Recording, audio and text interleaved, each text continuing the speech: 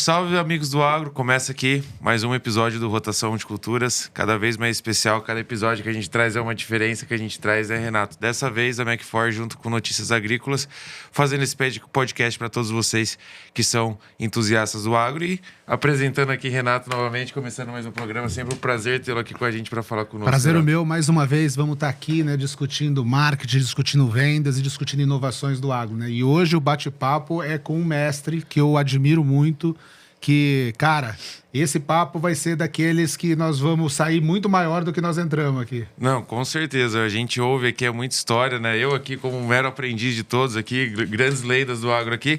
Mas, Thomas, prazer tê-lo aqui conosco dessa vez. Obrigado pelo convite, por participar com a gente. É realmente uma grande honra poder conversar, ouvir um pouco da sua história e também levar um pouco da sua trajetória para outras pessoas que não conhecem ainda. Seja bem-vindo e pode se apresentar, por favor. Muito obrigado, Diogo, Renato. Para mim é uma honra estar aqui com vocês, participar no programa. Parabéns pela inovação, porque o agro é o segmento que move o Brasil, né? E fico feliz de participar e espero de trazer alguns insights interessantes, né, pela plateia e coloco à disposição. Então. Legal. Ô, Thomas, eu gostaria de começar, né, pela paixão do agro que você tem, né? Que você é um entusiasta do agro e você já teve experiências fora do Brasil também e se apaixonou pelo Brasil, se apaixonou pelo agro. Mas também você tem uma história que você foi jogador de futebol, né? Então eu gostaria que começasse um pouco a contar a sua história, né? De como um jogador de futebol foi parar no agronegócio, né? É uma história. A minha paixão de jovem foi sempre o futebol. Desde criança, eu sou torcedor do FC Bayern München. Então, espero que não tem flamenguista aqui escutando o podcast, né? Fica nervoso, né? Acho que os flamenguistas ficaram bravos que o Bayern não empatou contra o Benfica, né? Naquele jogo.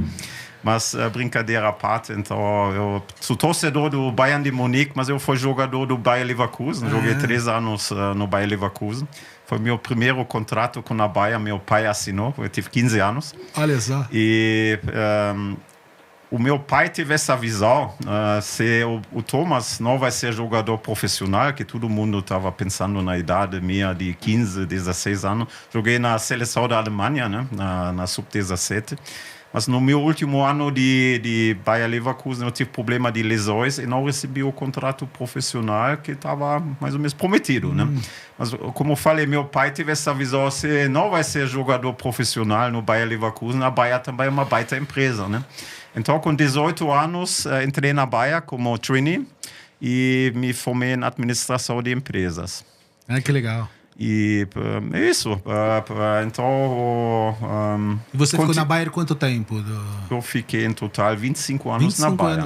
Então, se vocês querem, eu resumo um pouco a minha trajetória, a minha jornada na Bayer. Então, com 18 anos entrei. Com 26, eu aposentei mesmo como jogador de futebol, porque a Bayer me convidou a ir para a Itália. Então, foi minha primeira aventura fora da Alemanha. Lá trabalhei como assessor do Country Head e tive 2, né, porque uma aposentou. Então, para mim, foram bons exemplos de líderes. Né? Eu acho um tema que sempre me interessei é liderança. Né? Então, eu tive a oportunidade, quando fui jovem, de trabalhar com bons líderes, né, que dá uma inspiração, né, para jovens talentos. Depois voltei para a matriz e fiquei 3 anos na matriz. Eu fui responsável para um projeto de regionalização. Na Bayer, naquela época, fez uma regionalização. O modelo mais ou menos organizacional, a parte de aquisição da Aventis e da Monsanto, e mais ou menos ainda, trabalhando com business units regionais. Né? Então, fui responsável para esse projeto, para a implementação. Depois fiquei como embaixador da região NAFTA, né? Que o meu chefe estava nos Estados Unidos. Naquela época não tivemos todas essas mídias de videoconferência, né? Então foi em 95, né? Então começou de ter celulares, né? Mas foi um desafio, né? Ter o teu líder direto não perto de você, né? Mas 10 mil quilômetros longe, né? E depois eu tive vontade de assumir um cargo de liderança e me candidatei para Canadá e para Portugal. E finalmente eu assumi o country head de Portugal. Aprendi português lá, pois, né? Um pouco diferente o sotaque, né? E fiquei 3 anos em Portugal como country head. Foi uma baita experiência. Eu tive 33 anos, né? Então a Bayer mesmo só agradecer, apostou em mim. E depois a Bayer comprou a trifloxestrobina da Syngenta, quando a Syngenta se formou. Foi uma molécula que estava em fase de lançamento e o mercado principal foi cereais Europa, Septore. O que aconteceu? A Bayer pagou 880 milhões de euros para um negócio que o faturamento estava 50 milhões. Então, tivemos um business plan bem usado, bem ambicioso, para chegar em 5 anos a 300 milhões de euros. E no primeiro ano, a Europa representou 80% do budget, né? Porque em alguns países ainda não foi registrado, né? Incluindo o Brasil. Nós não tínhamos nem a ferrugem da soja no Brasil, então o mercado era muito pequeno. Vou chegar a esse ponto, né? Então, vamos dizer, o cenário, o budget foi construído em premissas que no primeiro ano já foram basicamente destruídos, né? Então, não conseguimos fazer 150 milhões no primeiro ano, né? Pós-aquisição, só 100. Mas 2 anos depois começou a ferrugem de soja, né? E mais que compensou, virou um blockbuster, né? No primeiro ano também nós já tivemos a ideia, a Syngenta teve as misturas com os produtos deles, né? Trifloxicon, ciproconazol, trifloxicon, propiconazol, Sfera e Stratego. Mas já começamos a desenvolver uma mistura com tebuconazol, o nativo, e com proteoconazol, o Fox. Que virou, acho, número 1 no Brasil. Número 1, né? Então, acho que foi um produto que chegou múltiplo dos 300 milhões de euros, que foi a meta total para essa família. Então, foi um projeto, vamos dizer, de altas e baixas. Baixas no início do projeto, mas depois muitas altas, né? Foi um projeto, para mim, bem interessante, bem enriquecedor. E em 2005... eu recebi um convite de participar num projeto estratégico da Bayer em Brasil, o projeto de distribuição. E passei uma semana por mês já no Brasil. E depois, no meio do projeto, fui convidado de mudar para o Brasil, de assumir a liderança da Bayer Crop Science aqui no Brasil. Então, cheguei em 2006. 2006, um ano de crise.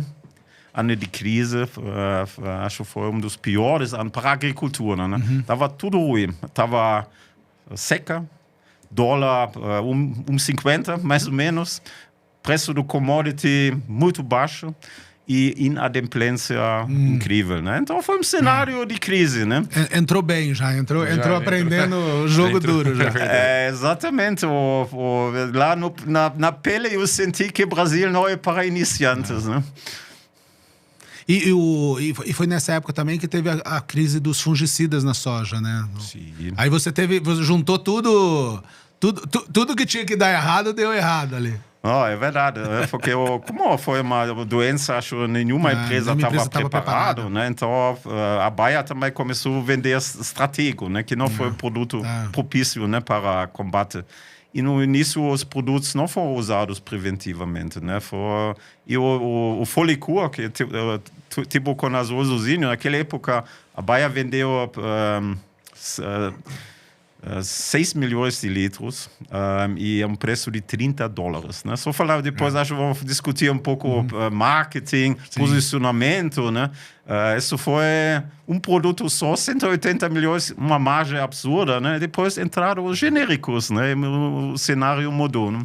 Eu queria entrar num ponto aqui de pergunta que eu acho que é legal pegar a sua trajetória, porque é uma trajetória que começou na Alemanha, depois foi para a Itália, Portugal e Brasil, e acho não, né? Um dos países, o maior produtor é o Brasil. E muitas vezes a gente tem aquela síndrome do vira-lata que a gente fica conversando, a gente até conversou num outro episódio, que às vezes a gente olha o Brasil e às vezes pensa que o Brasil, fora daqui, é visto como um vilão, né? E vendo você, que vem muito de países europeus, e depois desce para o Brasil e começa a olhar a agricultura brasileira de uma perspectiva de dentro e não de fora, o que você tinha, como você via a agricultura brasileira de fora e como você passou a ver a agricultura brasileira de dentro? A agricultura brasileira é bem diferente, né? Se eu comparo com os países que trabalhei antes, eu conheci também bem o mercado americano, né? Quando fui embaixador da região NAFTA, conheci bem o mercado americano, né? É uma coisa que é já bem diferente. Nesses países, a agricultura é essencial, né? Então, é subsidiado na Europa, né? Nos Estados Unidos também o produtor tem uma certa proteção, né? Em caso de adversidade, né? Acontece também nos Estados Unidos, eles têm um seguro, né? Então não tem tanto risco como o produtor brasileiro. Então o produtor brasileiro, para mim, é guerreiro, porque aqui não temos uma política vamos dizer, de governo, né? Não, e muitos leigos aqui dizem que o agricultor é beneficiado pelas políticas do governo aqui, né? Que não sabe o que o agricultor vive, né? Sim. E então aqui o produtor está enfrentando muitos desafios, né? De câmbio, preço da commodity, condições climáticas. E o juro extremamente alto, que é uma dor muito grande, né? Agora com 15% de Selic, a agricultura, acho, temos esse desafio de recuperações judiciais, né? Seja nos produtores e também na distribuição. Se ele é alavancado, é preciso se financiar não vai se financiar 15%, né? Vai ser um juro mais alto ainda, né? E então essa vejo uma grande diferença, que o produtor brasileiro não tem esse suporte do governo, né? Não quero falar aqui de política, acho não é o tema, né? Mas eu acho o último governo, acho tivemos uma ministra competente e fez um bom trabalho, né, para a agricultura, né? Então, atualmente, infelizmente, o contrário, né? O governo critica o agro, que, ao final, o agro brasileiro sustenta o país, né? Então, essa vejo uma grande diferença. Do outro lado, tem muita oportunidade, né? Então, como na hemisfera norte, o produtor produz uma vez, então devido às condições climáticas, mas aqui temos 2, 3, até 4 safras, né, no mesmo ano. Sim. Então isso é uma oportunidade, né? E eu vejo muita oportunidade no Brasil. Acho que temos um cenário há alguns anos um pouco desafiador, mas eu vejo excelentes perspectivas para a agricultura brasileira. E se o governo não atrapalha, com certeza as coisas vão melhorar. Você só ajudar, só precisa deixar de atrapalhar, né? Isso aí. Não, é legal você falar do agricultor, né? E você teve uma passagem, além da Bayer, você passou por Helm e Anvac, né? Empresas químicas, diferentes perfis de agricultor, né? A Bayer é uma empresa muito mais focada de inovação, uma Helm e uma Anvac mais para um mercado de pós-patente, né, de genéricos, e agora você mudou totalmente a sua vida para uma empresa que vende sementes. Qual que é a diferença de estratégia, de posicionamento junto ao agricultor? O que você mais viu de diferença entre os dois mercados? Sim, não, é bem diferente. Então, como eu falei, fiquei 25 anos na Bayer. Quando eu cheguei aqui no Brasil, tem esse slogan, né? Que ser Bayer é bom. Então, é um slogan muito forte, né? A Bayer tem uma atuação no Brasil mais que 100 anos. Quando eu cheguei aqui, festejamos 110 anos. Brasil. E a Bayer é uma empresa de 1863. Então, a Bayer tem uma marca muito forte. Então, foi relativamente fácil, né? Exatamente com esse drive, esse foco na inovação, sempre lançar novas moléculas, novos produtos. foi, vamos dizer, essa parte foi relativamente fácil, porque a Bayer foi uma empresa conhecida. Quando eu assumi a Helm do Brasil, eu visitei clientes da Bayer, canais da Bayer, e, Thomas da Bayer, você está na Hellmann's? Não, nós somos a empresa de maionese, não. Não é verdade? Somos a Helm. E eu precisei contar a história, né? Então, a Helm já teve uma atuação também no Brasil, já há uns 20 anos, mas no agro começou 5 anos antes da minha chegada. Então, vamos dizer, trabalho sujo já foi feito, né? Mas ainda a empresa foi bastante desconhecida, teve um portfólio muito limitado, né? Basicamente não se pode falar pós-patente, foram genéricos, né? O glifosato teve um peso de 50% do faturamento. E o que fizemos? Mesmo investimos na marca, sabendo que nunca vamos lançar um produto novo. Mas nós vamos desenvolver misturas, vamos trabalhar com marca, né? Também as marcas de produtos. Tivemos um Paraquat, que usamos a marca Helmoxone. Então, a marca Helm parte da marca do produto. Depois, a nossa primeira mistura foi uma mistura azoxystrobin com tebuconazol. Chamamos Helmstar Plus. Então, você usou o prefixo do Helm para construir os outros nomes. E conseguimos fortalecer a marca. Viramos uma empresa... Por exemplo, ontem fui na Hortitec, encontrei lá ex-clientes meus da Helm. Né? Eles falaram dessa época, né, que a Helm foi uma empresa não muito respeitada, não muito conhecida, mas investimos em 2 coisas. Primeiro, time. Eu consegui atrair bons profissionais, alguns já trabalharam comigo na Bayer, e então formamos um time, posso mesmo dizer, de excelência. E o outro, mudamos a nossa estratégia de acesso ao mercado. Né? Antes, o negócio da Helm foi muito pulverizar, pequenas revendas. Concentramos em menos distribuidores para ter mais fidelidade. E investimos em relacionamento com clientes. Então, isso acho que foi a chave. E não triplicamos. Crescemos nos 8 anos que fiquei lá, de 70 milhões até 450 milhões de faturamento. Olha só. Na Amvac já foi diferente, então não foi ainda, vamos dizer, pior, que a Amvac nunca atuou no Brasil. Então eu fui contratado na Amvac mesmo para começar o negócio. A Amvac teve um registro de um produto counter, um nematicida, que foi um produto da American Cyanamid, depois virou BASF, e ele saiu do mercado brasileiro, porque a BASF decidiu não trabalhar mais com produtos da classe toxicológica 1.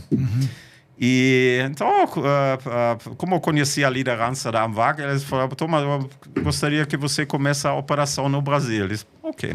Mas eu disse: trabalho um produto só, um produto desafiador do perfil dele. Vai ser impossível de atrair bons profissionais e bons clientes. Então, sugeri de fazer uma aquisição de uma empresa. Né? Então, nós olhamos no meu primeiro ano potenciais targets e eu, por coincidência, conheci um empresário, o John Redfern, que foi o dono da Defensive Agrovant. Conheci uma feira da citricultura lá em Corderópolis. E então depois ele me convidou para Jaboticabal para conhecer a empresa e depois foi direto nele: você não quer vender a sua empresa? Ele falou: não, de jeito nenhum, né? Empresa eu criei, estava acho já com 18 anos de atuação e não tenho interesse, né? Mas eu tenho essa característica no meu DNA, essa resiliência. Eu não aceito não. E quando estou convencido de uma coisa, eu insisto. E no caso dele, insisti. Porque eu gostei dele, gostei da empresa. O portfólio. E então eu convenci ele de ir num evento nos Estados Unidos. E viajamos lá e apresentei o nosso CEO, Bob Trogel, para ele. 2 semanas depois convidamos ele para conhecer a Newport Beach, a sede E depois começou o processo de due diligence e em dezembro, pouco antes de Natal, assinamos o contrato. Então, compramos uma empresa, a Defensive Agrovant, tive um portfólio de defensivos e de especialidades, né? Isso foi, vamos dizer, o grande valor do portfólio, porque a Defensive Agrovant trabalhou com fornecedores de alta tecnologia. Por exemplo, a Brandon Biostimulantes, né, uma empresa de Irlanda, a Nordox, Red Shield, que tem uma formulação diferenciada de cobre, e outros. Né? Então, qual foi lá o desafio na AMVAC? Primeiro, nós decidimos no primeiro dia mudar a marca. É um risco, né? Porque a Defensive Agrovant já teve uma atuação por uns 18, já foi conhecido. Não, vamos dizer, no mercado Brasil de cítrus inteiro, ela era muito conhecida. Estava conhecido, né? Mas decidimos, vamos trabalhar a AMVAC, uma filial da AMVAC. Então, os meus desafios foram, primeiro, o John foi o dono da empresa, eu não fui o dono da empresa.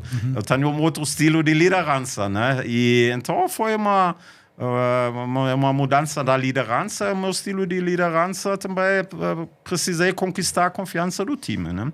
Que isso foi o primeiro processo.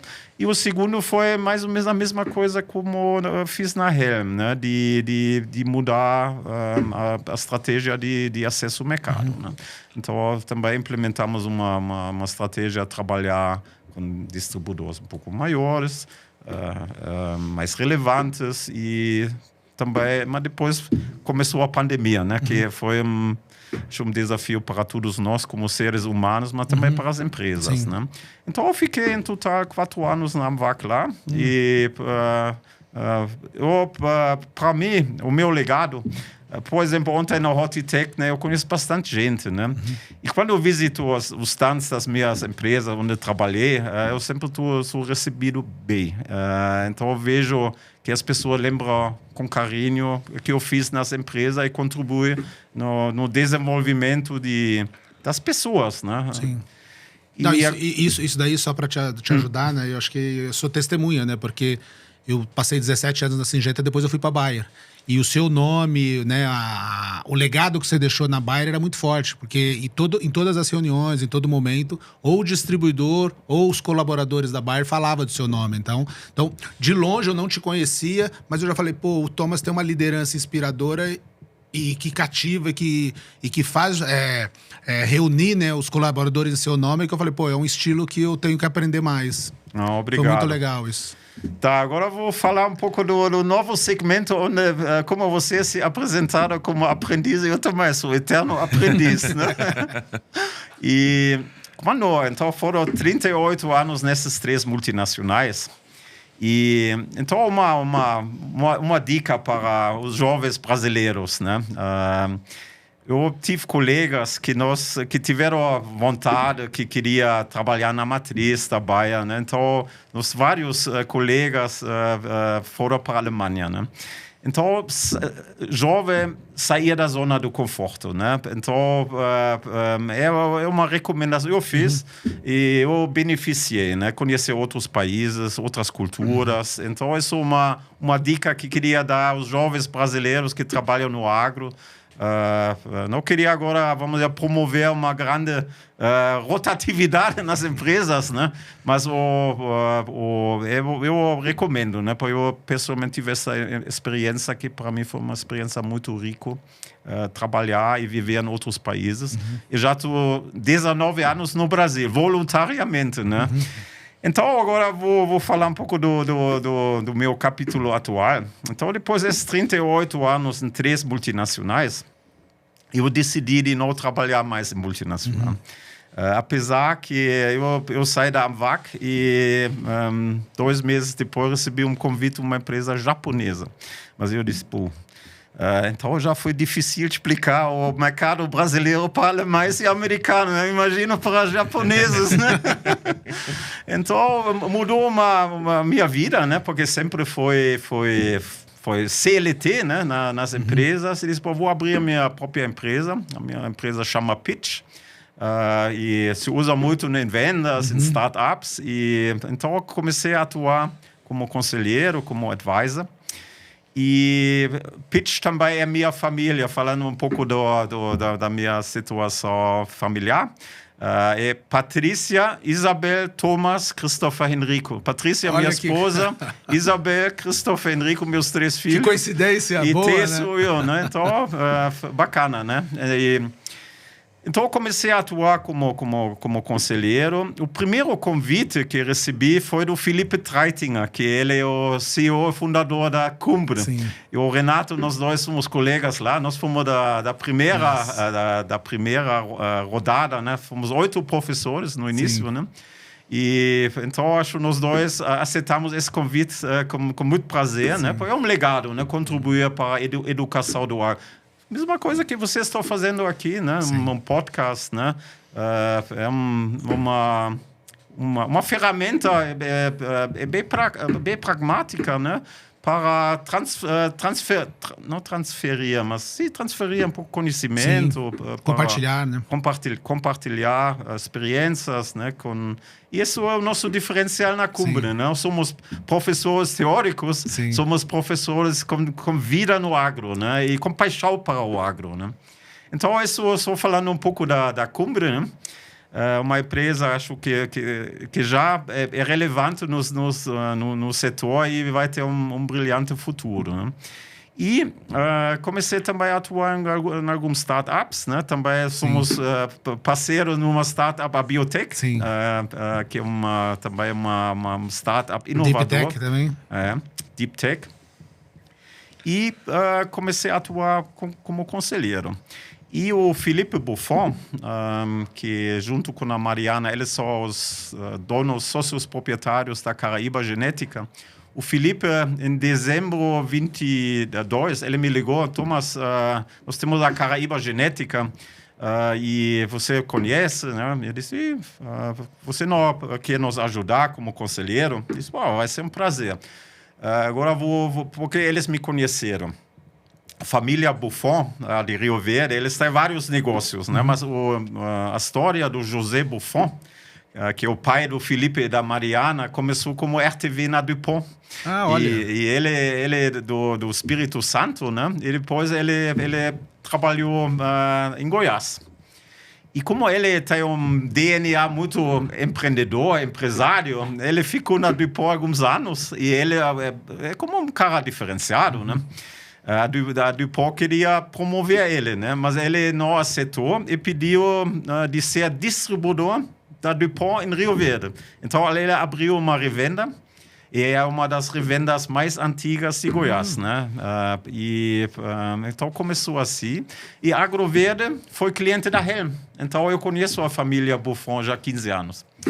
E então eles me convidaram para ser conselheiro. Então eu comecei a atuar como conselheiro e depois de alguns meses me convidaram de assumir a vice-presidência, responsável para clientes, comercial, marketing e desenvolvimento de mercado. Então, eu estou 2 anos agora com eles e o negócio de sementes é diferente. Na Bahia falamos muito de ver para crer, né? Tivemos essas campanhas por cultura, mas é uma campanha para café, mais café, né? Chamamos naquela época, né? E fizemos sempre essas campanhas por cultura, né? No mercado de sementes, esse ver para crer ainda muito mais importante, porque se o produtor escolher a variedade errada, faz um posicionamento errado na população, na condição do solo que ele tem. Então, é uma decisão muito importante de um produtor de escolher que variedade para plantar. E é um mercado que é dominado dos argentinos, né?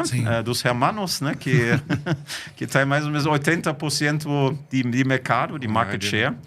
E nós, como Caraíba, somos o Davi, Porque o que é o diferencial da Caraíba? Nós temos a nossa pesquisa própria. A Caraíba desenvolve a genética, ela não é só uma multiplicadora. Exatamente. Nós temos a nossa própria genética, temos já um plaza próprio e nós estamos investindo fortemente, né? Então, só para ver, a empresa já tem 27 anos. Então, investir em pesquisa, desenvolvimento, não só em semente, em defensivo é a mesma coisa. É um processo que demora, né? E agora estamos entrando numa fase que estamos lançando novas variedades, né? E uma variedade, normalmente, não você pode vender no Brasil inteiro, né? Porque as particularidades de cada micro-região são diferentes. E o Felipe Mariana, junto com o pai não está no dia a dia, né? Então é mesmo o Felipe Mariana, eles viram essa necessidade de contratar alguns profissionais que podem fazer a diferença. Então, para mim foi uma honra aceitar o convite, receber o convite, aceitar. A empresa também contratou o Marcelo Batistella, que ele trabalhou 10 anos na GDM, então ele, vamos dizer, corresponsável pelo sucesso, né? Sim. Porque ele participou, né, no desenvolvimento dos Olympus, ou dos Sparta, bônus, as referências do mercado. E agora nós, Caraíba, estamos entrando, melhorando o portfólio, mudando a estratégia, acesso ao mercado também. Não estamos fazendo venda direta. Então, eu pessoalmente acredito no valor da distribuição. Sempre acreditei, desde que cheguei. E eu sei que a distribuição passa desafios, dificuldades, né? Mas eu vejo o papel importante da distribuição. Claramente, o distribuidor que quer ter futuro, né, como alguns que já têm 40 anos de atuação no mercado, precisa se adaptar. Porque o produtor de hoje tem outras necessidades, tem outras informações, precisa outro tipo de serviço que o produtor precisava há 10 anos, né? Então, nós mudamos a nossa estratégia de acesso ao mercado, está dando certo. Então, nós temos distribuidores relevantes agora como parceiros. Mexemos no time, porque ao final nós temos uma visão na Caraíba Genética que elaboramos juntos com o time de líderes num workshop do planejamento estratégico, chama Triple One. É 3 vezes 1, chegar em 2030 1 bi de faturamento. É um crescimento exponencial comparado que há 2 anos. O segundo é para ter a melhor produtividade para os produtores, que ao final isso conta, né? E a melhor rentabilidade para os produtores e também para os distribuidores, nossos parceiros.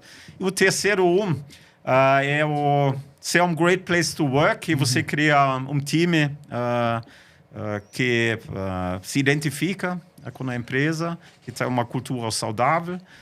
Então, ser um great place to work é a nossa ambição. E ter um NPS, melhor NPS dos clientes. Então, é um plano usado, mas acho factível. Depende das pessoas que são responsáveis pela implementação. E na estratégia, né, Thomas, quem não sabe para onde quer ir, qualquer caminho serve, né? E é muito legal isso, né? Porque você pega os pilares principais de falar assim, pô, eu preciso ter um melhor time, você mede, né? Já tá claro que você quer ser um great place to work, você quer ter os melhores fornecedores, ter os melhores distribuidores que representam isso para você. Você quer dar rentabilidade para os acionistas, né? Então, fazer negócio não é difícil, né? Se a gente fazer o arroz e feijão bem feito, sempre vai ter sucesso. Mas o importante é isso, é esse direcionamento que você dá para o seu time.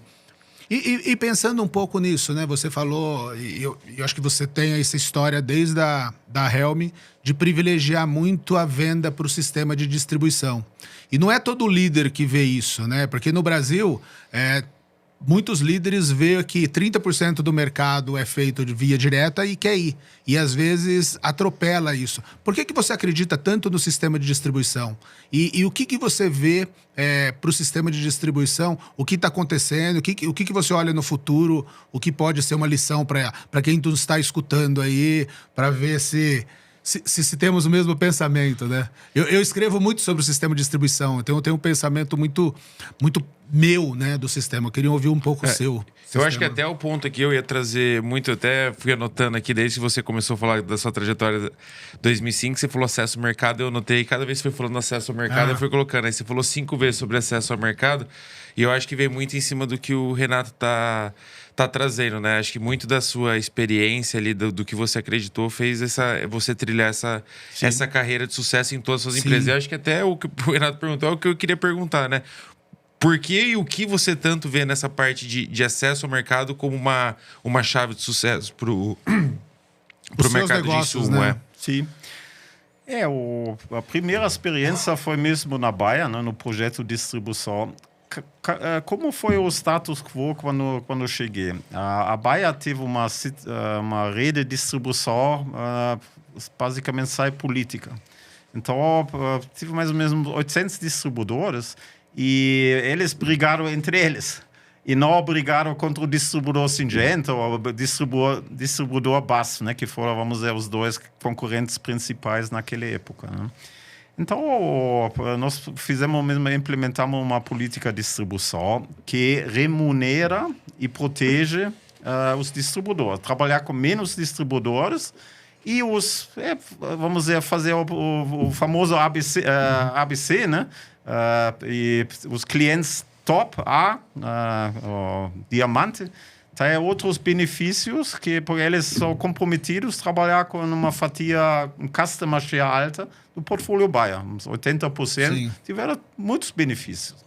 E quando encontrou ainda distribuidores, que ainda tem alguns, né, que conhecem naquela época, eles falaram, Thomas, quando você estava aqui no Brasil, na Bayer, e implementar, foi a melhor época que nós vivemos como distribuidor Bayer. Por que eu vejo isso distribuidor tão importante e relevante? Agora eu falo da Caraíba, né? Nós somos uma empresa relativamente pequena, né? Falei que somos um pouco Davi do mercado, né? Somos a única empresa brasileira que tem própria genética de soja e milho e quer conquistar o mercado, né? Mas a nossa ambição não é market share. Nós queremos fazer um trabalho, você falou arroz com feijão bem feito. Já conquistamos os distribuidores, né? Agora o próximo passo é conquistar os produtores, né? Porque para ser relevante, os distribuidores te ajudam a acessar os produtores. Senão, eu precisaria contratar 200 pessoas para fazer isso, para atender diretamente os produtores, né? Então, nós escolhemos os distribuidores onde vimos sinergia com a Caraíba Genética. Porque uma empresa verticalizada, primeiro tem uma outra estrutura de custos. Os produtos da GDM, que são os sucessos do mercado, são disponíveis em basicamente todos os distribuidores. Então, virou uma comoditização. E nós queremos fazer na Caraíba um trabalho diferenciado. Fazer passo a passo, conquistar nosso espaço, conquistar a confiança dos produtores. E nós vimos os nossos distribuidores que trabalhamos agora como um veículo para chegar no produtor, junto com o nosso time. Mas temos alguns distribuidores que têm 450 vendedores, outro tem 240. E nosso time é pequeno, né? Então nós precisamos de distribuição para chegar ao produtor e fazer ações em conjunto. Outro aspecto é a logística, né? Então imagino vender para 500 produtores no Brasil. Nossa atuação é só no Cerrado, né? Onde o perfil do produtor é um pouco diferente que em outras regiões, né? Mas a função logística também é bem importante. Assistência técnica é uma função importante do distribuidor, né? E então eu continuo a acreditar no papel do distribuidor. Desde que a Andaf começou com o congresso de Andaf aqui no São Paulo, eu participei em todas as edições. Na Helm, disse, precisamos participar lá. Esses são os nossos parceiros. Sim. Precisamos ser parceiros da Andaf e dos distribuidores. Na AMVAC, quando fizemos a aquisição defensiva, no primeiro ano já fomos no congresso Andaf. E na Caraíba a mesma coisa. Nós fomos já nas 2 últimas edições e vamos estar agora em agosto de novo, porque eu vejo a Andaf uma entidade muito importante para o setor. E eu sou grato para todos os nossos distribuidores que apostaram na Caraíba Genética. E tenho certeza que vamos ter um brilhante futuro juntos. Não, e é legal ter essa visão, né, Thomas, que eu compartilho muito do seu pensamento, né? Eu tô até ajudando 2 empresas aí, que eu falo, cara, o que você tem que fazer pro distribuidor é dar um produto diferenciado, um produto que só ele tenha, dar um território fechado para ele, não coloque muito concorrentes, né, nesse território e faça ele fazer o trabalho dele, que é a geração de demanda, que é ensinar o seu produto. Então, eu vejo na sua história muita similaridade no pensamento que eu tenho de defender o sistema de distribuição, né? Sim. Mesmo ele aí sob suspeitas, né, mas nós sabemos que o que aconteceu eu sempre falo nas minhas aulas, né, que o que aconteceu no setor de distribuição de insumos do agro aconteceu em supermercados também.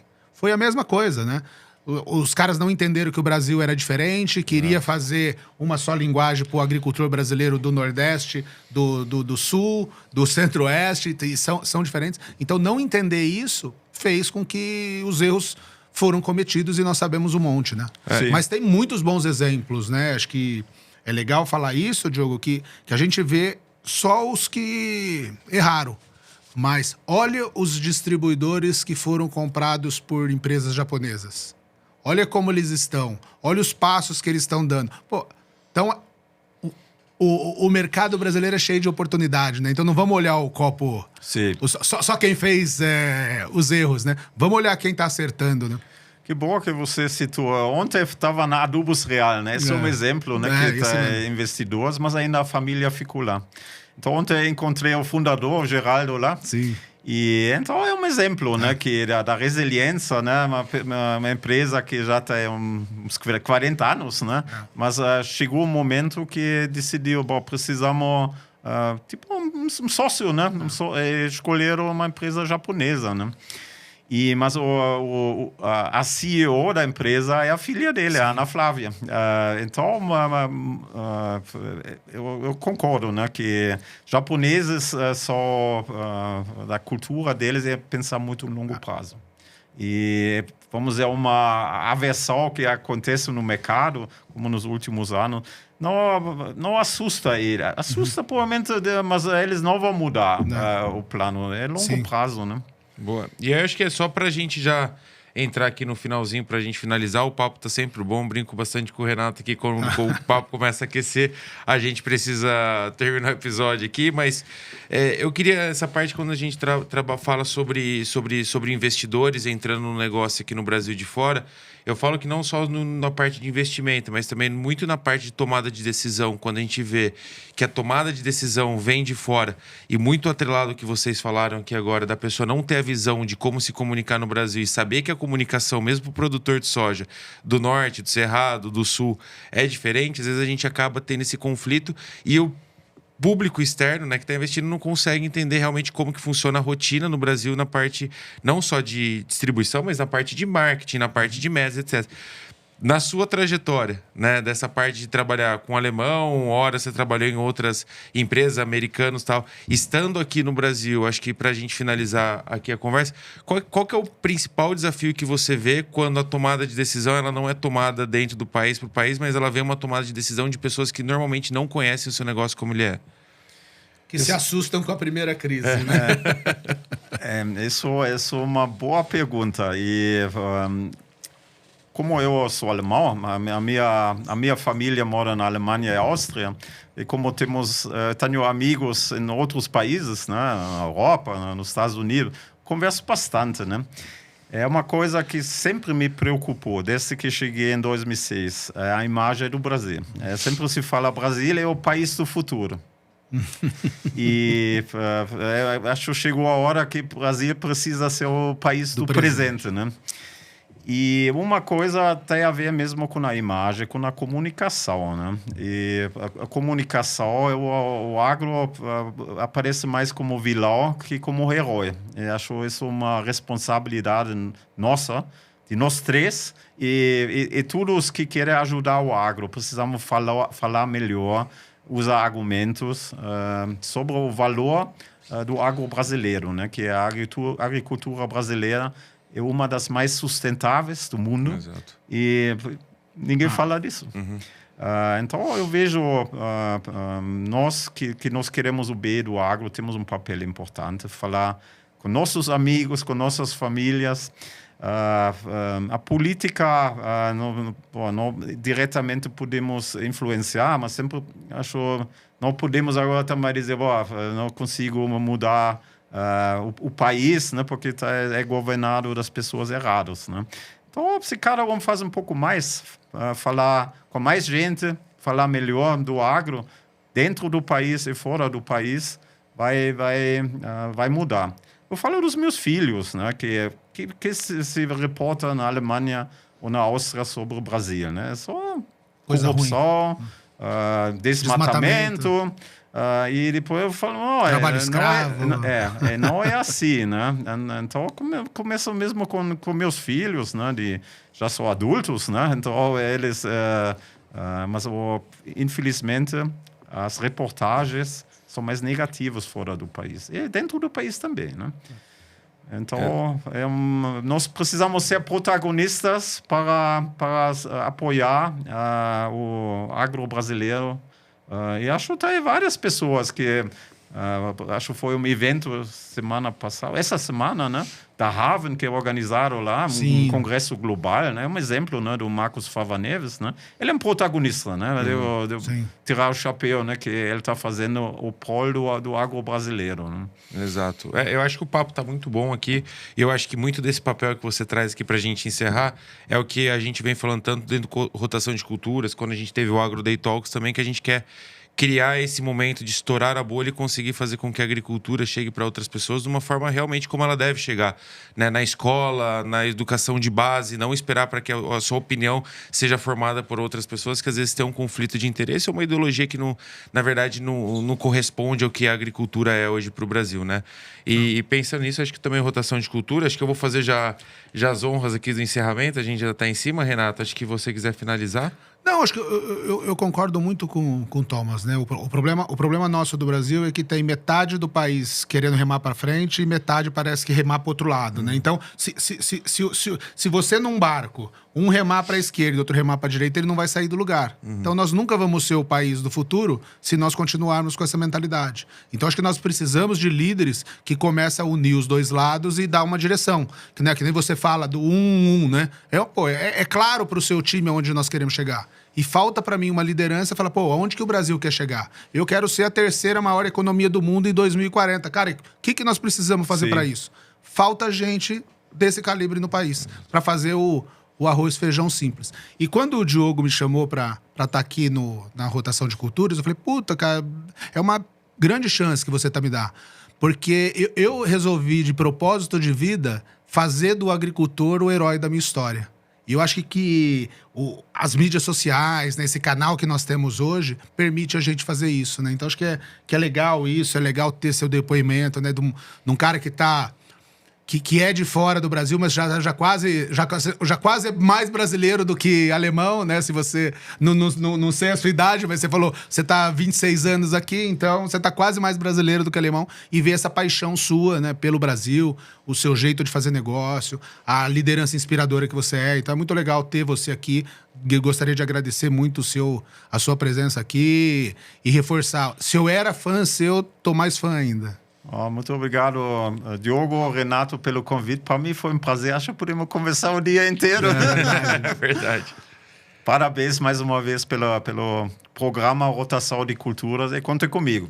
Muito obrigado. Thomas, obrigado. Renato, obrigado por mais um episódio aqui. Pessoal, a gente vem se despedindo aqui de mais um episódio de Rotação de Culturas, toda sexta-feira, no mesmo horário aqui no canal do Notícias Agrícolas, acompanhando com a gente. Nas redes sociais também, minha, do Renato e da Macfor, a gente estando presente aqui com vocês toda sexta-feira ao longo do ano para trazer um pouco mais sobre agricultura, inovação, vendas e marketing, junto com autoridades do mercado.